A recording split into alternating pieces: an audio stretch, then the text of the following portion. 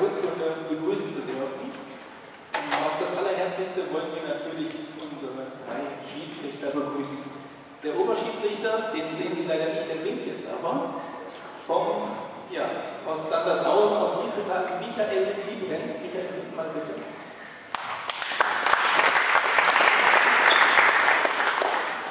Und die beiden Zählschiedsrichter, Rainer Haldorn vom TSV Sandershausen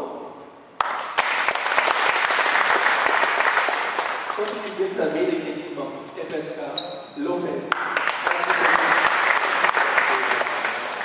Auf das Allerherzlichste möchten wir natürlich unsere Gäste, TTK Anröchte, begrüßen, die hier und heute in folgender Aufstellung antreten.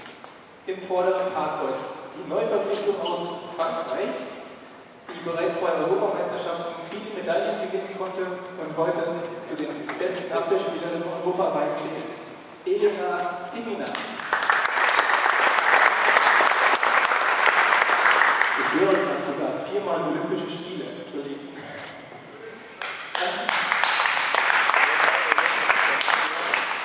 An Position 2 unsere Gäste, die polnische Nationalspielerin Marta Golota.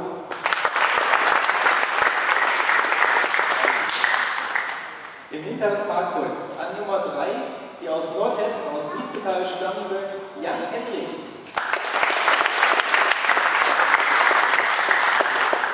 Sowie an Position 4 die holländische Nationalspielerin Susanne Dieker.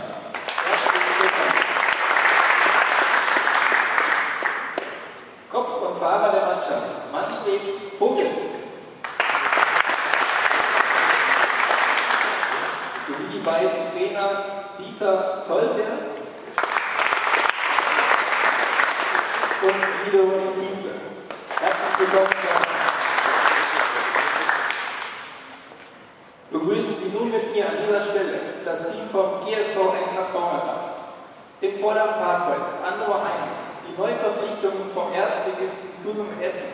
Herzlich willkommen bei der Eintracht Kishi.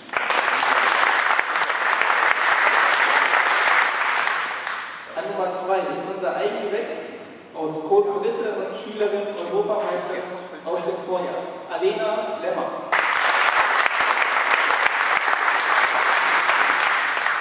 An Position 3 unser zweiter Neuzugang, die 18-jährige russische Nationalspielerin Anja Osichina.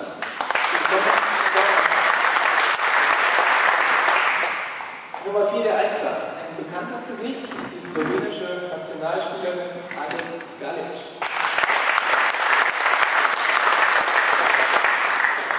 Sowie Jana Schmudenko, die Sie vielleicht aus der letzten Saison Trainer und Betreuer auch in dieser Saison Valentina und Vladimir Kapov.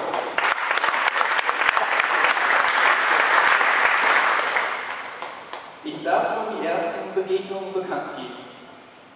Zu ihrer Linken in der Keeperbox tritt an das Doppel Osichina Schmudenko gegen Golota Dieker und zu ihrer Rechten in der Cine Royal Box Ki Lemmer gegen Timina Henrich.